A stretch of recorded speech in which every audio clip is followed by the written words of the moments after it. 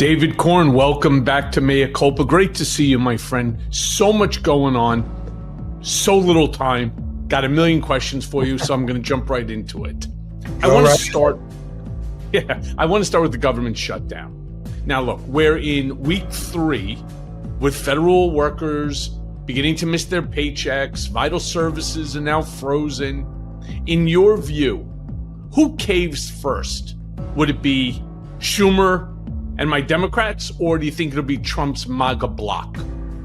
You know, right now I was just looking at some polling before we got on, and it seems that a majority disapproves of how Trump's handling this, how the Republicans are handling this, and how the Democrats are handling this. There's, to the public at large, there's no one standout hero here. 39% said they think Trump's mainly responsible. 30% said the Democrats are mainly responsible. A third say they're both responsible, right? So at this stage of the game, just a weekend or so, we don't see the public having a clear view that one side is responsible and should be held accountable. Thus, it seems to me, particularly for the Trump White House, there's less incentive for them to move quickly to do something here. This is the problem. The Democrats think they're negotiating with a hostage taker who actually wants to kill the hostage. He wants the terrorist who wants to blow up the building. Trump doesn't care if the government, doesn't do its job, if people can't get, if service people can't get paid, if you can't go to a national park, if, you're going to have trouble getting food and safety inspectors. I mean, Russell Vought, he has said, the head of the OMB, he's happy to use this occasion to, slash jobs, or at least to diminish government even further than they have with the Doge cuts and the other layoffs that they've put in place over the last couple of months. So, the Democrats, they feel responsible. They want government to work. They want it to deliver services. They want to show the public that government is how we come together to do the things the nation needs to get done collectively. And so I'm sure they feel some responsibility to help people who are going to be hurt by the shutdown. Trump has no such feelings. And if he's not going to get a lot of political crap for the shutdown, it's like, no skin off his back. He goes out and he plays golf. He doesn't, keep Congress in session to work something out. He doesn't insist on continuing in negotiations with the Democrats. And so you have two scenarios here, how this thing might end. And that is, you put it caving. Either the Democrats cave and give up pushing now for extending the insurance tax credits that will keep millions of people with insurance, or at least with affordable insurance payments. So they would have to give that up now, that demand. Or you have the Republicans accepting a Democratic condition of that sort, or deciding they're going to pass a clean bill on their own, which they can do if they change the filibuster rules.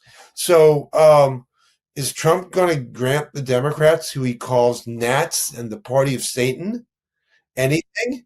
Do the Democrats think they can actually have a good faith negotiation with a wannabe autocrat who lies about everything and who calls them satanic? I mean, this is like the height of dysfunction. And I think in retrospect, the Democrats, I know they felt, loyalty to their base, which wanted a fight, may have backed themselves a little bit into a corner because they're not dealing with a good faith negotiating partner. And from business, Michael, this, right? You've negotiated contracts. You've worked with people on all sorts of contentious deals. If the other side, at the end of the day, doesn't want a deal and is willing even to be destructive to whatever the collective enterprise is, you're kind of screwed. Yeah, well, Trump's line when it comes to real estate deals was always, it's never the wrong thing to walk away from a deal. Meaning exactly what you're saying. He's willing to walk away from this deal simply to demonstrate that he could force Democrats to bend to his will. But the part that I'm most curious about, so you were reading polls. Basically, it's a third, and a third. That's the way I see it, plus or minus 3%.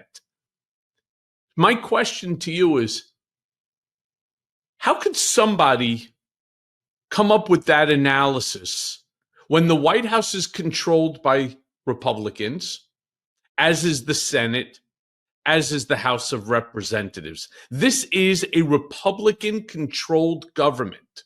This government shutdown is based from the Republican-controlled government. So how could there be technically 2/3 of our country who believe that it's either Democrats, and we know who those folks are, but then there's also a third of independents who, for whatever the reason might be, believe that both sides are responsible? And what do Democrats need to do to change that? Well, that tells you a lot, right? It tells you that a lot of those that third, that people in the middle, a lot of them are not engaged, in the sense they're not reading the news or following the news. It's just not important to them. All they know is that there's a government shutdown.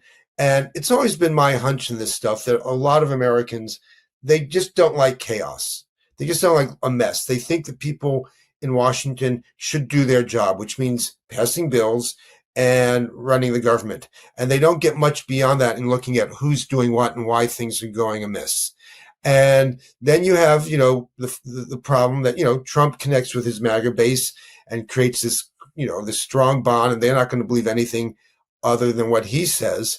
And then you have the Democrats who have a hard time really connecting with even their own people, let alone independents, how to get a message out. You have a very, diverse, dispersed media environment. And so that third that you're talking about may not be engaged. They don't even hear what Hakeem Jeffries or Chuck Schumer has to say, even if they were making a strong, a compelling argument. I mean, one of the polls I just looked at showed that, I think it was a CBS News poll, that only 28% of Democrats believe that the Democrats should shut down the government or not approve this deal unless there are provisions included that would extend the insurance healthcare tax credits.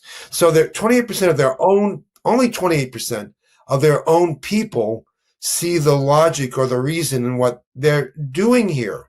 That's a big problem. Now, the interesting thing also is, if you ask people, should these healthcare credits, tax credits, be extended, tremendous majorities among Democrats, independents, and even a majority amongst Republicans. But of course it does, because it affects their pockets. Insurance, health coverage and insurance doesn't play partisan politics. Here's the interesting thing.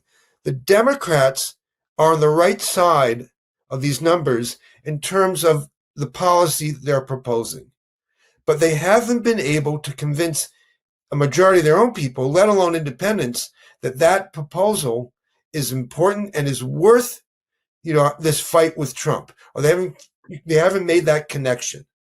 And I think that's because they've just done a bad job since February, to be polite about it, or generous about it, in setting up what's really happening in this country and going after Trump, not in individual things that Trump is doing, but showing that he's basically pushing forward the deconstruction of America. He's going after universities, the scientific community, the media, the law firms, your free speech rights, states' rights, cities' rights, all as part of his narcissistic power grab.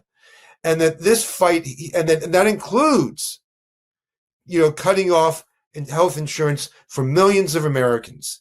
And if they made this part of the bigger war, the bigger battle, I think people might be more focused upon it. But right now, polling shows that they can't even convince their own people that shutting down the government or having this fight leads to a shutdown, I'm not blaming them for the shutdown, is worth it. So it's a tremendous message problem on the Democratic side, and it's, they want to legislate, they want to act reasonably, and they're up against a guy who's, calls them satanic and then denigrates them and doesn't want to negotiate.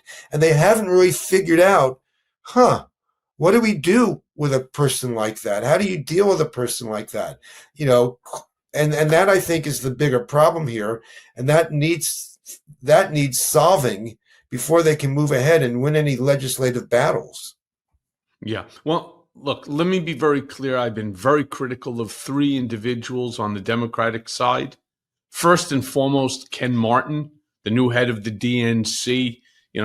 Other than basically sending to me on a daily basis through my emails and text messages requests for money, I don't even know what the hell they're doing with it, because I haven't seen a positive message come out of the DNC.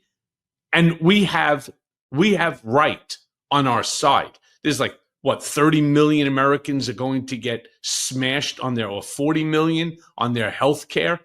That's one. Two, Schumer. Schumer needs to fucking go. As I hate to say it, does Hakeem Jeffries. Neither of them. They both have the right message. It's just they are the wrong messenger. When I listen to Chuck Schumer, all I keep thinking is this sort of cosplay, right, of this fake anger, this rage as he stands, and Hakeem Jeffries as well with their performative bullshit, and so on. We all see through it. He has the right talking points. They're just the wrong messenger. You need somebody who's going to fight Trump. You turn around and you make a great point. Trump denigrates Democrats at every step of the way. They're Nats, they're satanic, they're child pedophiles, they're sex traffickers, they're everything. Everything bad in the world exists in Trump's eyes to anyone who calls themselves a Democrat. And yet, somewhere along the line, we know the truth. Everybody should know the truth. But the messaging is so bad. While they're talking slogans, bumper sticker slogans, or a slogan you could put on the top of a fucking hat, what are we doing? We're talking policy. People want simplicity, and they have lost that understanding of what the American people want. All three of them. And it's time. It's time you need to bring in other people. It's all about narrative. I mean, human beings, there's a reason we watch a lot of movies and TV shows and read novels. People are drawn to stories. We organize our lives around stories about ourselves, stories about our place in the world, and we learn about the world through stories. Trump has this instinctual ability to understand that, and he's manufactured stories about himself through The Apprentice and all that crap. And he understands that that's how you connect with people. He's a successful businessman, knows what he's doing, can fix the economy, all that bullshit. People, how many infrastructure weeks did he propose? How many healthcare plans has he put out? None, really. So, but he tells a story. The Democrats come out, and to your point, they go, but wait a second. Have you read our policy papers? We have a 20-point plan to make housing more affordable for people.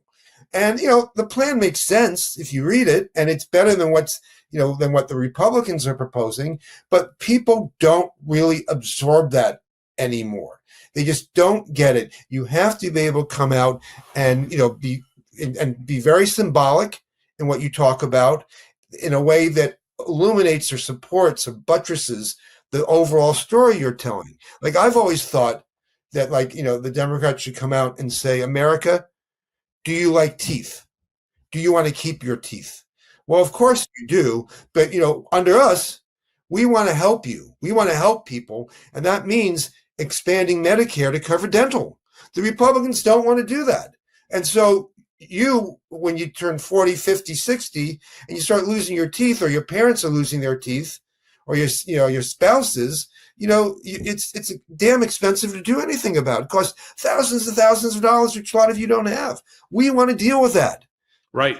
Don't. And the only reason this is not happening, you're looking at other countries, they cover this. There is because Republicans won't do this.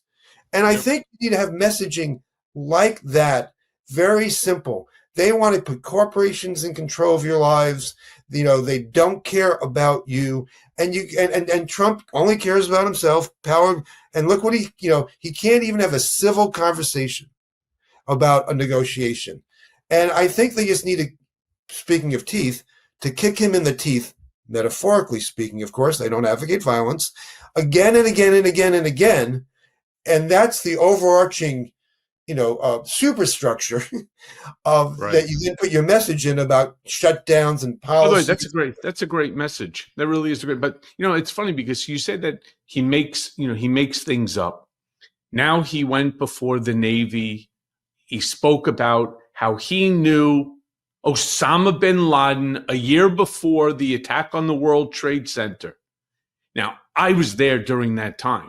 Yes, you were. And I'll be very honest. I don't recall Trump ever discussing anybody the name of Osama bin Laden who was going to wreak havoc on American grounds. But you're not wrong when you say he has the most uncanny ability, maybe the greatest ever in the history of this planet, within which to make up stories and then to promote those stories and have more than half of America, and I really believe it, more than half of America acknowledge what he's saying and accept it as truth.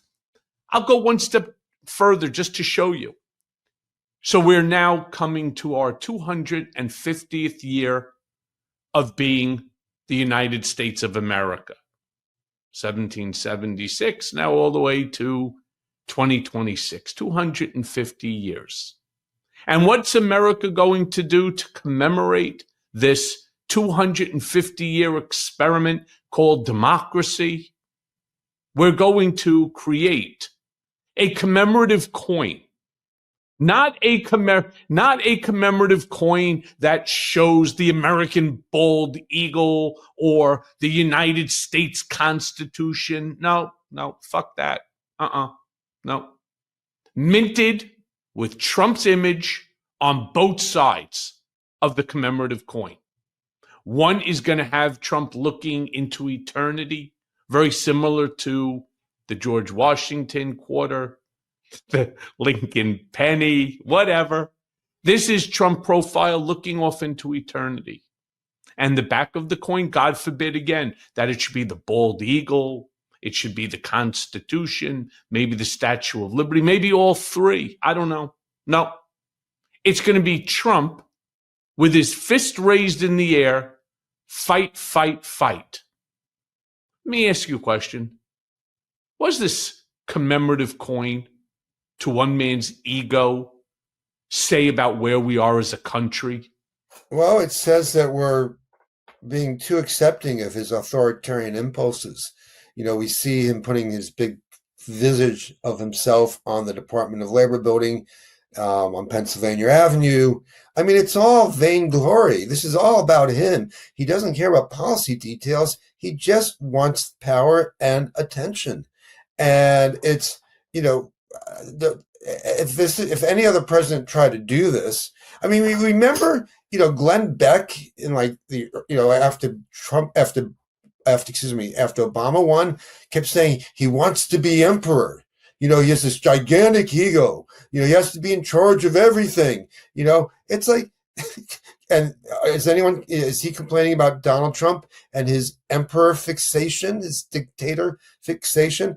I mean, I'm going to boast a little bit here. You just mentioned that, Trump the other day said he predicted Osama bin Laden, when he spoke to these naval guys. This is actually, I mean, I've covered a lot of Trump's lies, and I've always thought this was like the dumbest lie there is. And here's a piece I wrote December 2nd, 2015. Okay. Oh, wow. Okay. This is like, when he was first in the race saying, he was citing a book that he wrote in 2000 saying, I predicted bin Laden in 2000. Well, you know what? I did something stupid. I went and got the actual book and looked at it. And it was not what he said. it was all about, he mentioned bin Laden in passing, but it wasn't that he said that he was going to hit 9/11 or become this major enemy. And the book also wasn't written by Donald Trump. It was written Was by this the book, The America We Deserve? something like that. Yes, it Yeah, was. I read it. Yeah, it was called The America We Deserve, right? Yeah. And it was just that Trump, in 2000, we hit bin Laden, then we hit Afghanistan, then we hit something else. And he said, we just need to make up our mind. We have too much military going in too many different directions. Not even sure that point made sense, but nevertheless, it was not identifying bin Laden as a terrorist threat that wasn't yet seen at that point in time.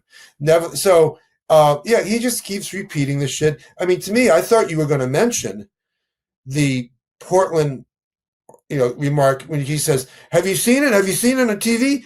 Portland is burning to the ground." Hey, you're taking away my next series of questions that I want to ask you. We're talking about a commemorative coin. Hey, while I have the floor for a second here, aren't commemorative coins supposed to be generally about people who are deceased that have left some form of a legacy, some sort of benefit to the country in whatever the area may be? I mean, think about like Ben Franklin, on the bill, or think about an Andrew Jackson, think about a George Washington or a Lincoln. Well, look what he's doing also with his immigration card, the Trump card, putting his picture on that. I mean, this guy, for a supposed billionaire who got elected president, he is the most insecure. People used to, looking at the tapes, the Watergate tapes, think that Nixon was an insecure person at the center. I mean, for Trump to just want to do this, put out a commemorative coin, put his picture up and gigantic posters all throughout Washington. It's really just always about him. He's a grifter. He's a con man. It's he wants adoration. He wants to play people for suckers, and I mean, we can play this game for hours, Michael. Called "If Biden Had Done." Oh, right. If Biden had put out a coin with himself on it, if Obama had done this, if Bill Clinton had done this, we know that the Republican Party, Fox News, would literally explode.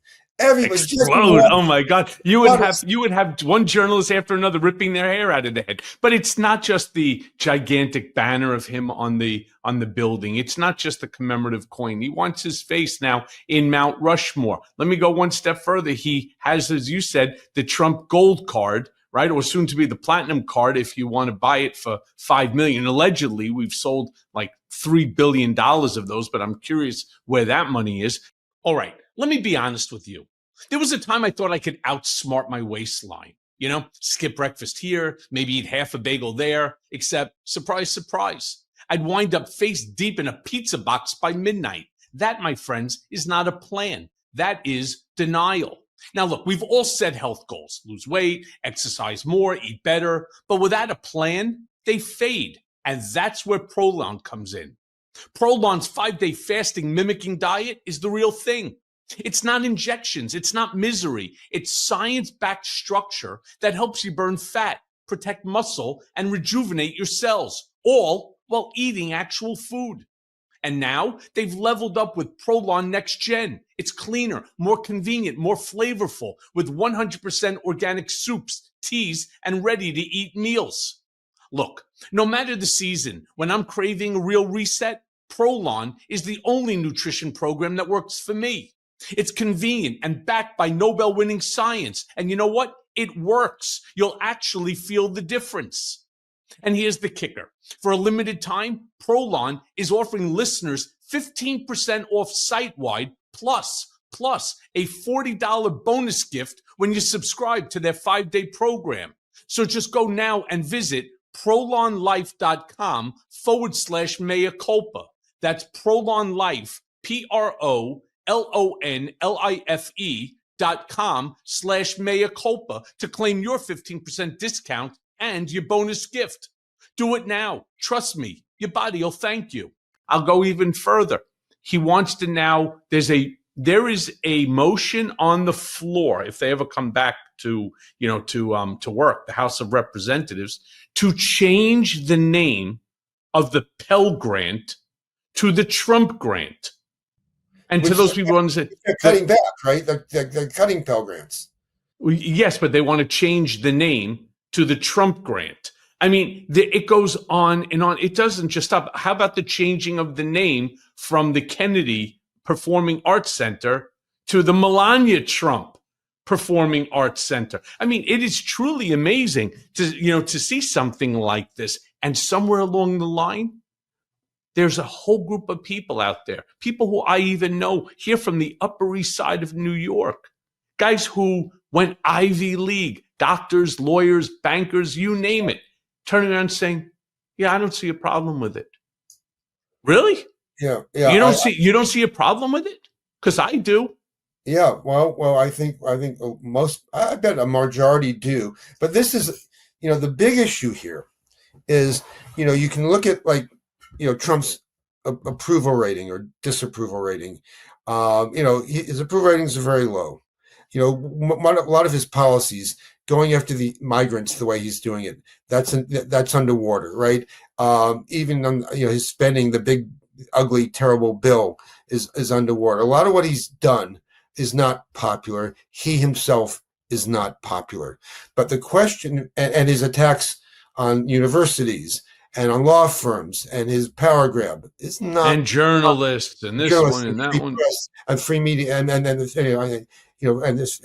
and free speech rights. So it's all unpopular. The question really is for us as a society is, what are you going to do about it? I mean, if people don't like it, but kind of still accept it or stay disengaged and don't pay attention enough to know how to push back, fight back, and that, and whether you like it or not, electorally, it means supporting Democrats, even if you are not a fan of the Democratic Party. If people aren't engaged enough to do something in response, attuned to their disapproval, then he's just going to keep getting away with this because we don't have a two-party system, right? He has turned the Republican Party into a cult, so there is no check on him other than a majority of Americans coming together and imposing a check. If they don't do that institutionally, and the courts also are bending a lot to him, we'll see on some other front, maybe not on every front, but they're bending in a lot of ways. He will push this as far as he can go. Look at the graft and the grift that's going on. They're getting more billions of dollars from the Middle East as Jared Kushner goes out there to negotiate as a representative of the government with the Middle East and the crypto. It looks to me like they just keep pushing the envelope, looking around and saying, "Oh, we got away with that $1 billion deal. Let's do another one." And so if there's no, if they don't get enough pushback, they are just, not just taking an inch. Okay, right. Okay, so let's just say he's wildly unpopular. Let's acknowledge your supposition on that. Yes, wildly unpopular. Mass deportation is really ugly. Sending the military to do what they did, Blackhawks in Chicago, right? Scaling down ropes into communities, pulling people, 37 arrests with a gigantic operation like that, right? I mean, the whole thing is just ridiculous. But you know who's also wildly unpopular? Fucking Democratic Party. Yeah. We are wildly unpopular. So you have, all right, well, I don't like Donald Trump, but I don't like Democrats either. This is the danger that I keep trying to say to the party, to the Democrats, as I do it, whether it's on my Substack or my YouTube or here on Mea Culpa or on Political Beatdown, wherever I am speaking, I am constantly trying to warn people. If we don't build the right size community and keep pushing truth to power, you know what's going to end up happening? Like I turn around and say with this commemorative coin, when people literally carry your face in their pocket, if you don't think that that's going to blur the line between democracy and authoritarian personality cult, you're an idiot. Yeah, no, I in fact, in my newsletter, which people can get at davidcorn.com. I mean, that's what I'm writing about Yeah, thank you. That's what I'm writing about. I mean, you got to push back in a big, wide way, the Democrats. I mean, right now, Trump's unpopular. But as you know, the Democrats are unpopular. So what do you do if you want to try to increase your popularity? You look at positions and ideas and stories, because it goes back to storytelling, that you think will register and resonate with a lot of people.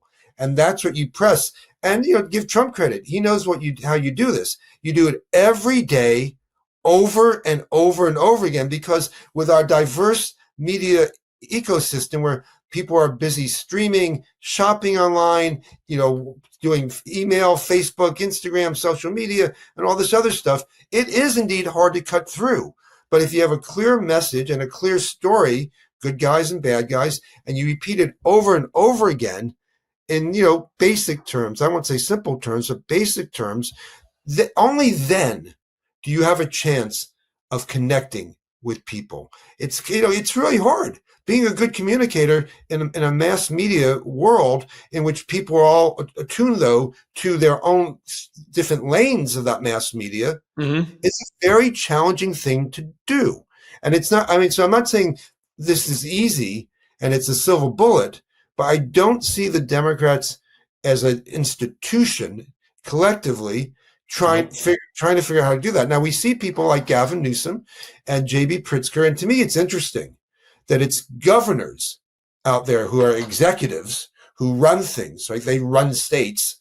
And Gavin Newsom runs a state that's bigger than every country out there except 4, who are figuring out how to challenge and confront Donald Trump, while the legislators back here in D.C., Chuck Schumer, Hakeem Jeffries, and all the people they represent. Remember, they only have these jobs because Democratic senators and Democratic members of the House support them in these positions.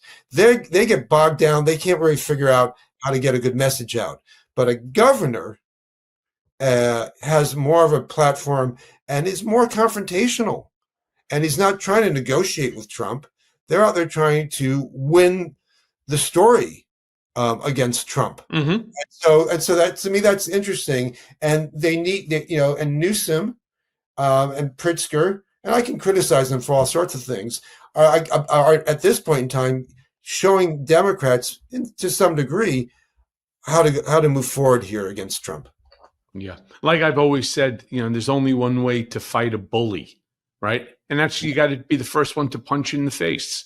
Right, you allow a bully just to keep punching at you. They will punch at you until either you're dead or unconscious or dead. It's one of the two. So hit them first and hit them hard, and don't stop. Right, until they capitulate. Well, and that's why Gavin Newsom and J.B. Pritzker are doing. They're doing the right thing. It's just they don't have the DNC behind them, smashing this message in the same sort of way that you have Fox News doing it for Trump, even though he's angry at them today, or Newsmax or OAN, or these members of the House and the Senate that are part of, this Trump cult.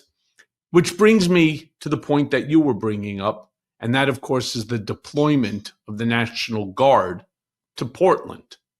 Well, yeah, Trump is not successful all the time with the courts. I don't care what anybody says. He happens to be winning.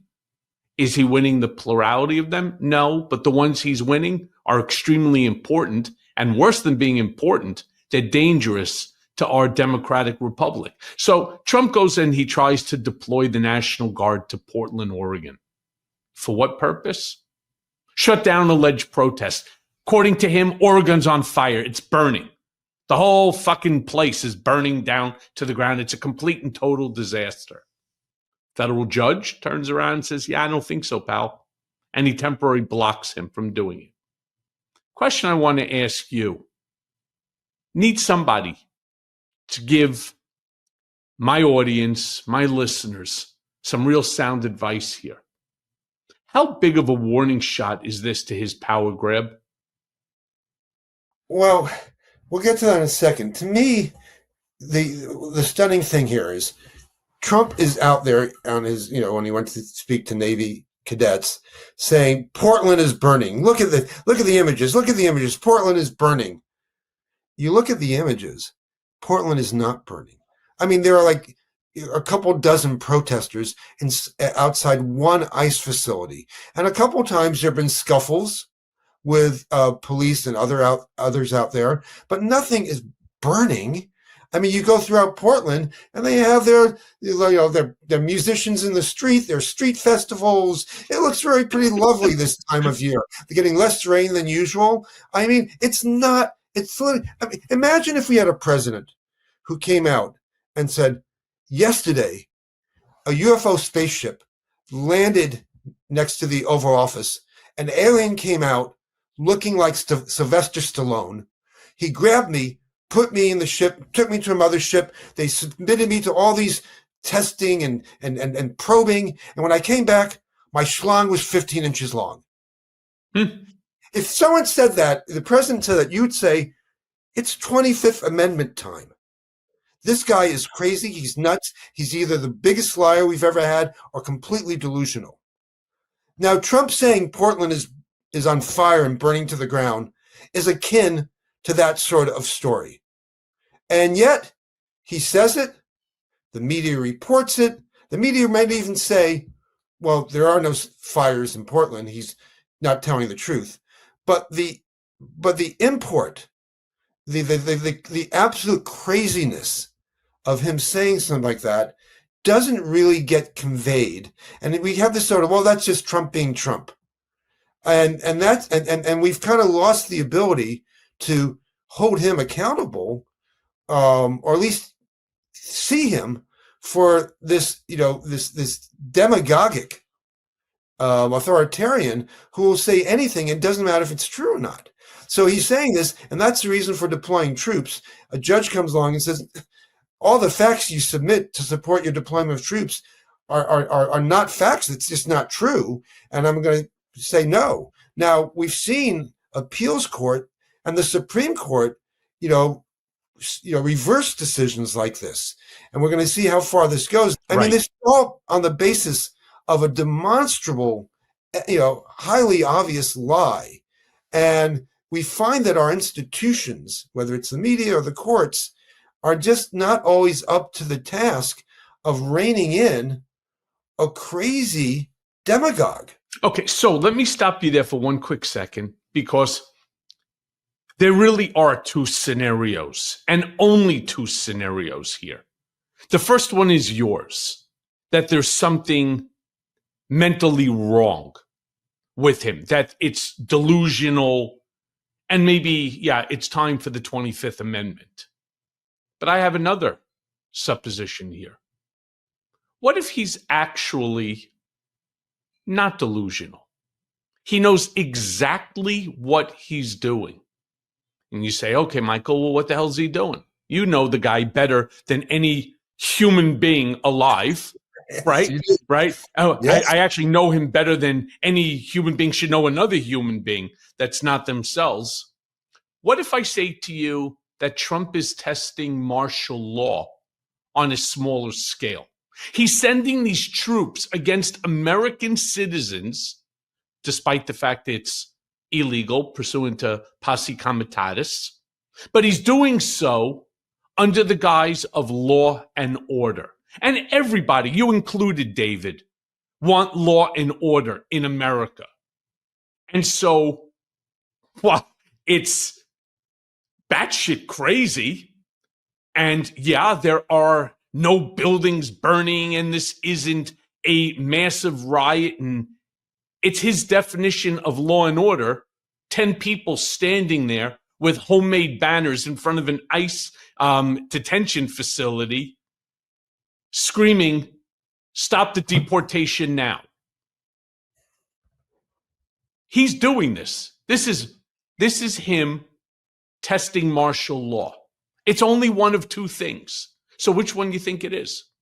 Well, it could maybe be a little bit of both. He seems to not be able to discern reality always. And so he's confusing pictures of Portland during BLM demonstrations, 5 years ago with what is happening now, or people are telling him, or who knows what Stephen Miller is putting in front of him.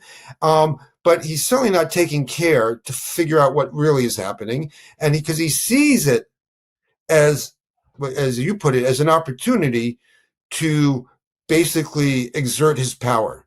And it could be with a very, very specific plan in mind. I want to use troops now so I can use troops later, maybe around election time in 26 or 28, or maybe just to to take over more cities and just amass more power.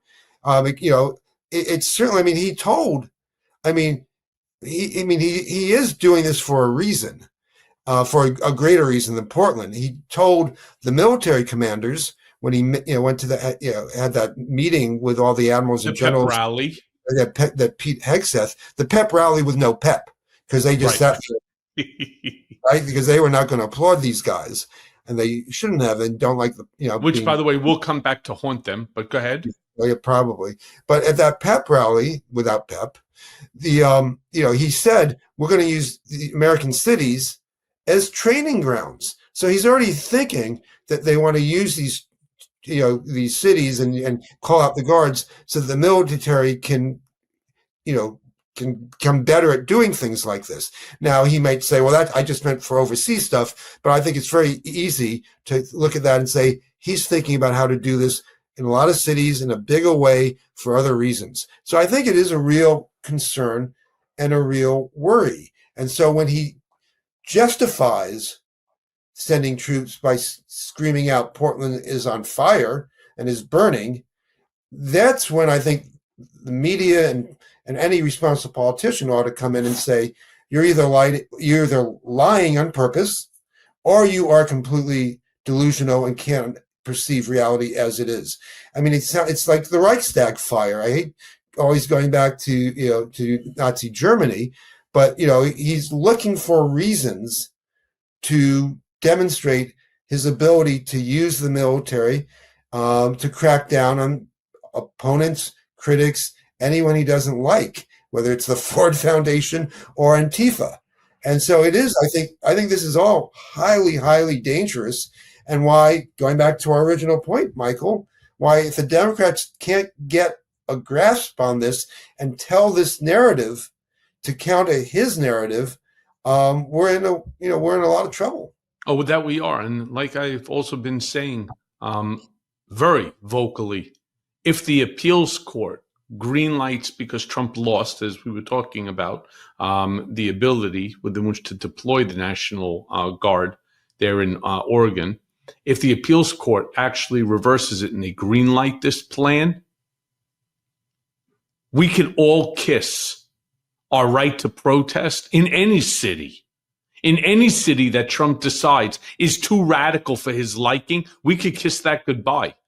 And I have been warning this country since the very first term when Bill Barr, which I have to imagine was done with somebody's acquiescence, when they violated my First Amendment constitutional right, demanded I sign a document that prohibited me from speaking to the press, writing a book, publishing a book, speaking about the book, doing television, or preparing for a documentary.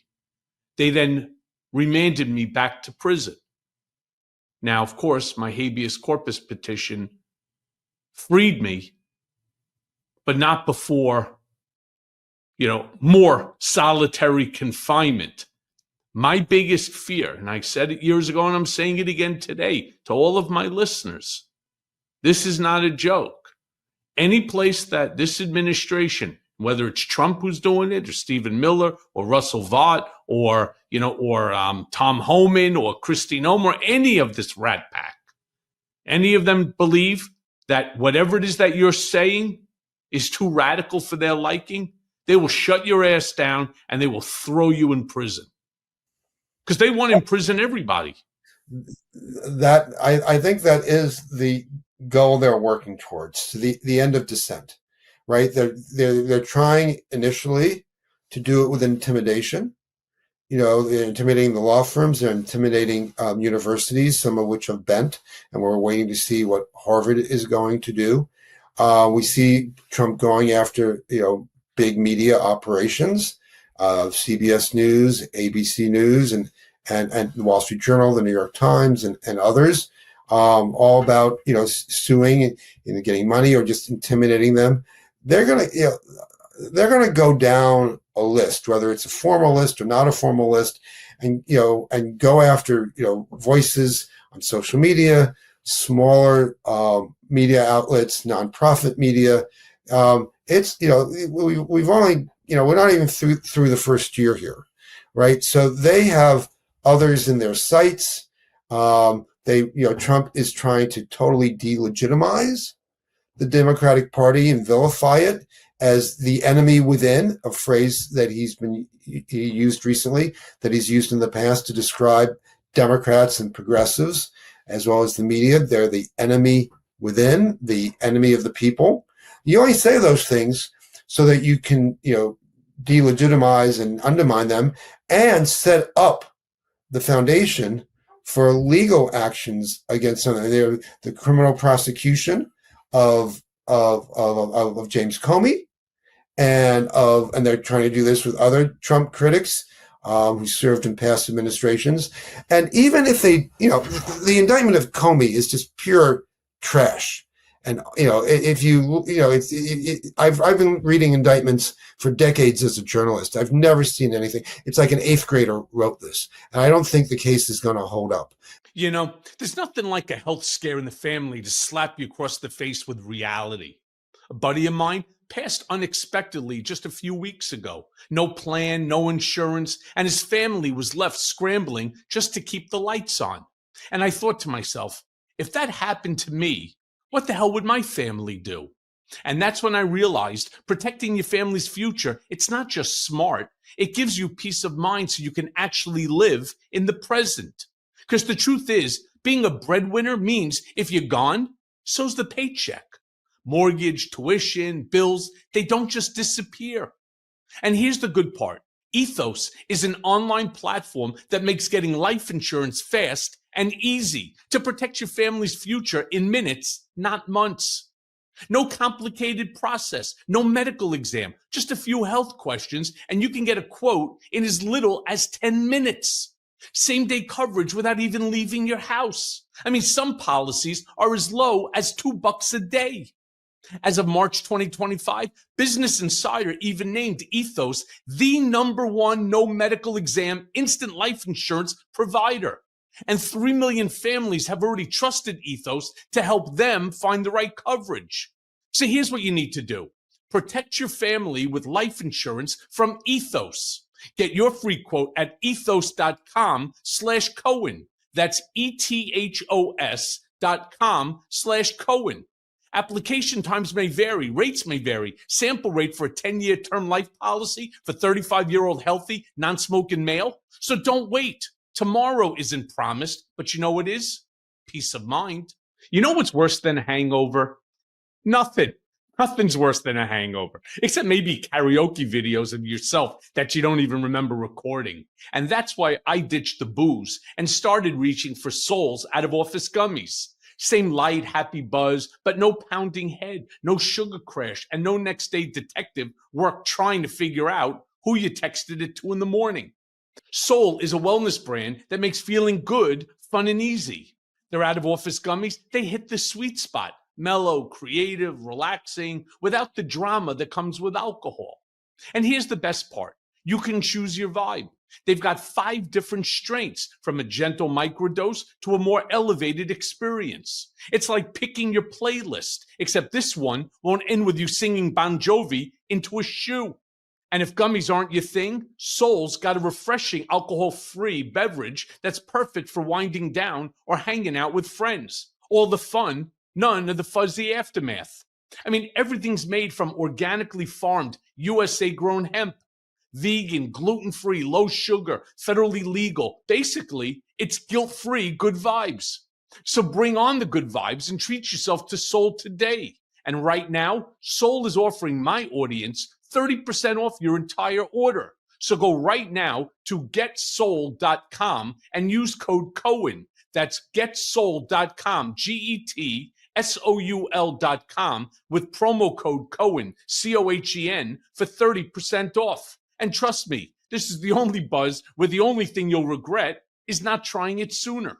But one point of all this is to intimidate and create a chilling factor for everybody else. So if you're in the FBI now and you have the opportunity to investigate anybody or anything that might be connected to Trump, a crypto scam, let's Google the guy. Oh, he went to Mar-a-Lago, or a corrupt politician. Oh, let's Google the guy. Oh, he's a big fan of Donald Trump. Or this business guy, he's a donor to Donald Trump. If you're in the FBI and you get a lead on something like that, you'd be crazy. Absolutely crazy. You're right. Either you fall in line with Trump or you risk being the next target. Yeah, if you work at the SEC, if you're an investigator for the EPA, you could take on any of these things. Listen, all these people, they have jobs, they have families, they have kids they want to send to college, they want to care about. You have 10 years to go to retirement. All this is going to come in. You're going to say, no, they've already been intimidated. We already have, get out of jail free cards for anyone with a Trump connection to do almost anything, right? And so you have people in the media, you have people at cultural institutions who's saying, I'm not sure I want to do that because, we're right, but I don't want the White House breathing down my neck here and causing problems with my board or whatever. So this has already happened in a lot of places. Look at the big tech guys. These, going to the White House a couple weeks ago and all fawning over Trump. And I got to say, to single one out, Bill Gates. He doesn't run a company at this point. He runs a great foundation that has saved hundreds of thousands of lives around the world, in Africa, fighting disease. And, and Trump just decimated USAID and foreign assistance overseas. And he's there saying, thank you, Mr. President, for having us. Great meeting. And I'm thinking, God, if you can't be a billionaire and tell the president to F off, what's the use of that money? Yeah. Well, let me say this, though, because I've been very, very vocal regarding the Comey indictment. While I do agree with you that the indictment, the writing of that indictment is amateurish at best, I don't see it the same way you do. As somebody who went through the system, who had government kick me in the balls with steel-tipped boots, not once but twice, I'm telling you, this Comey indictment is not going away. Now, Lindsay Halligan's not going to be the prosecutor on it. She'll have a more seasoned prosecutor handling the case, no different than Tish James had somebody else do it, or Alvin Bragg had a prosecutor do it. I believe this case goes forward. And I believe the DOJ has thousands and thousands and thousands of documents demonstrating, Comey's intent. And I'm going to go one step even further. I think Comey ultimately gets found guilty because here's the thing that everybody knows. There's a book, I read it when I was in Otisville, 5 Felonies a Day. I think the author was Harvey Westgate. In it, it basically says that you commit about 5 felonies every single day. Everybody does. You don't even realize that you're doing it. So yeah, maybe they're not going to get him on exactly what the indictment calls for. So they'll have to file a superseding indictment. But they will get him on something because the government wants to get him. Because Trump or Pam Bondi have issued the dicta that this guy has to go down because it's one of Trump's longtime obsessions, and we need to make this happen for the boss. That's what I believe is ultimately going to happen. But the concern that I have on this is it doesn't make a difference whether or not they can or they can't prove it. They will ultimately find something. What I'm more concerned about is as they continue to go after and threaten people like prosecutors and judges, Tish James will probably be one of the next ones, along with John Bolton and a handful of other people I can probably name, with pretty good accuracy. I said Comey was going to be the first, and so he was. There are others that are there, judges and so on. He's basically daring the system to stop him. My question to you is there a way? Yeah, I think that's right. I think, filing a bullshit indictment, is a challenge to the system, right? Because you're saying, I can get away with this. Your prediction may come true. It's not relevant to the conversation we're having here, because just the targeting of Comey with the Justice Department does a lot in terms of intimidating people and showing their intent to go after him, maybe with other charges, but also going after other people. And so this is where we see whether the institutional guardrails that are supposed to prevent all this stuff works. And it's, we've seen in your case, it's imperfect. Bill Barr sent you back, but your habeas petition was successful ultimately, right? They abused their power and their authority to put you in jail to suppress your free speech rights when you wanted to write a book. But eventually they couldn't keep you in there, right? So they pushed it as far as they could, and the system corrected in that instance. Terrible you had to go through that, but there was a degree of correction here. Now we're going to see whether in the Comey case, but everything else they're doing in the cases against the law firms, the universities, the case against, in Portland. There's so much here. The tariff case, which I think is incredibly important. The president does not have the power to impose tariffs the way that Trump did. And now that's been challenged in court. And are the courts, overall going to basically say no to a lot of this? We've seen in certain instances, the Supreme Court with that, with Roberts' bullshit decision about criminal immunity, giving him the president a tremendous amount of leeway and allowing him to be literally above the law, which is. But my point, David, is what happens? Like, yes, I was successful in my habeas petition. What most people don't realize is of the tens of thousands of habeas petitions that are filed each year, less than 5% are granted.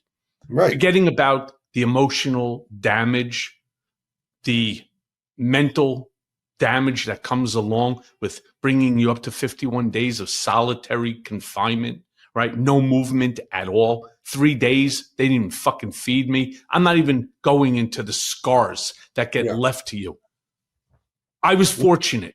I had an incredible lawyer by the name of Danya Perry. She's one of the best, as far as I'm concerned, in the world. But she's also expensive. What happens if you don't have the money? Well, you know what happens. And that's the point. And Trump knows that too. And that's why they're doing the things that they're doing. They are slowly eroding people's constitutional rights and protections and daring you to stand up against them. And if you do, like Comey, fuck you, pay for it. And the bottom line is going to be ultimately whether enough Americans give a damn or don't. I mean, because ultimately the courts are, do what they do. They go this way, they go that way. Sometimes they're in conflict, and even when they do, they usually move slowly, right? And so you had your 51 days. The court did not move fast enough, and you, even with your wonderful lawyer and the resources that you had available, so ultimately the courts are not the ideal protector. They could be a protector. Ultimately, you got to throw them out. And the only place we can do that is with elections. And if the Democrats, if enough people are pissed off about this and they vote for Democrats because they're the only option to this, and the Democrats take power in Congress, there are ways they can arrest this or at least throw up some roadblocks, and then you fight towards the 28 election. I mean, but if enough people don't care, if enough people worry more about the game on Sunday or what's happening on Bachelor Love Island or whatever it is, then Trump has the leeway to pervert the American system, to do exactly what you're saying, push and push as far as he can go when there's no resistance to him, and we will suffer. We will turn into as we are now, we are turning into a different country than we used to be. And that happens. We've seen that throughout history. We see that overseas. We see that in Hungary. We've seen democracies rise and democracies fall. And that, nothing is guaranteed. Our American Republic is not guaranteed. It only will, remain in place if enough people give a shit. And if not, we are all going to have a lot of trouble and have to find our ways through an authoritarian regime. So right now, I still think it's up for grabs. And, Trump is doing everything he can to bend the system to his narcissistic, psychopathic will, but that it's not yet inevitable. Yeah. Well, David Corn, thank you so much. Appreciate your insight, your wisdom. I guess we'll see what's going to happen, right? Well, yeah. I mean, it's the ending has not been written. Yep. Well, thank you again for joining me on Mea Culpa, David Corn. Appreciate you, my friend. See you soon. You got it.